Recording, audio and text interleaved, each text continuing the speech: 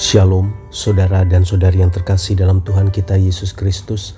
Marilah kita luangkan waktu beberapa menit untuk berkencan dengan Tuhan saat ini, agar dari hari ke hari kita semakin dekat dengan Tuhan, sehingga hidup kita semakin diberkati dan menjadi berkat.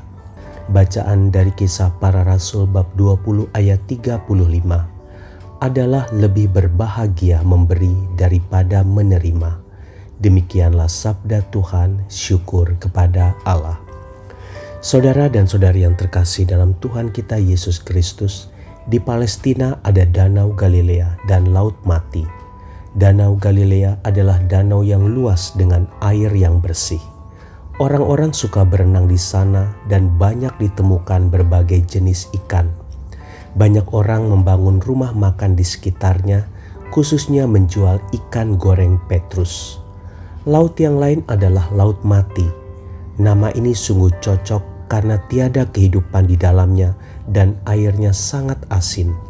Tidak ada ikan atau tumbuhan yang tinggal atau hidup di sekitarnya. Saudara dan saudari yang terkasih dalam Tuhan kita Yesus Kristus, hal yang menarik tentang dua laut ini adalah air sungai Yordan mengalir masuk ke Danau Galilea lalu mengalir ke tempat lain. Air sungai Yordan juga mengalir masuk ke Laut Mati, tetapi tidak dialirkan keluar lagi. Yang satu menerima dan memberi, yang lainnya menerima dan menyimpan. Akibatnya yang satu memberi kehidupan di dalam dan sekitarnya, tetapi yang satu tidak. Hari ini Rasul Paulus mengingatkan kita untuk lebih baik memberi daripada menerima. Dengan memberi berarti kita memberkati orang lain, maka Tuhan pun senantiasa memberkati kita dengan berkat yang selalu mengalir dalam kehidupan kita, sehingga bank rezeki kita seakan tidak pernah berhenti diisi oleh Tuhan. Kalau kita hanya menerima saja tanpa pernah memberi, maka ketika bank rezeki kita penuh, Tuhan tidak pernah mengisinya lagi. Hanya segitulah berkat yang kita terima. Selama kita suka memberi, walaupun keadaan ekonomi kita pas-pasan, kita adalah orang kaya.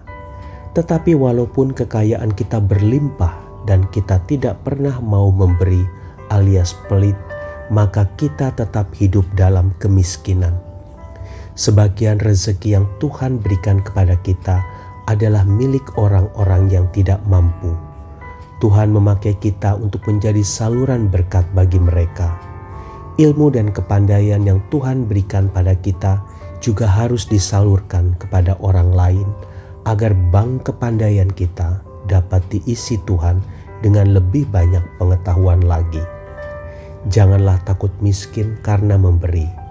Yesus menjadi mulia dan ditinggikan sebagai anak Allah justru karena Dia telah memberikan dirinya seutuhnya untuk kita dengan mati di kayu salib.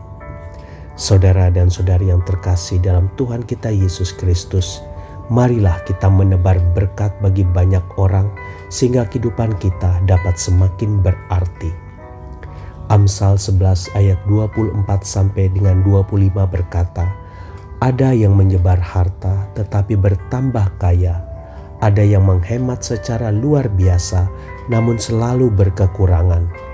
Siapa yang memberi berkat diberi kelimpahan, siapa memberi minum, ia sendiri akan diberi minum.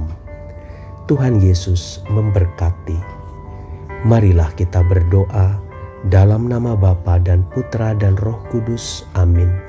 Tuhan Yesus, di tengah dunia yang sudah begitu banyak kehilangan kasih dan pengharapan, mampukanlah aku untuk menyelamatkan jiwa-jiwa yang terhilang dari kasih-Mu dengan apa yang ada padaku. Semoga kehadiranku sepanjang hari ini dapat menambah indahnya dunia ini dengan kasih yang berasal dari-Mu. Amin. Dalam nama Bapa dan Putra dan Roh Kudus. Amin.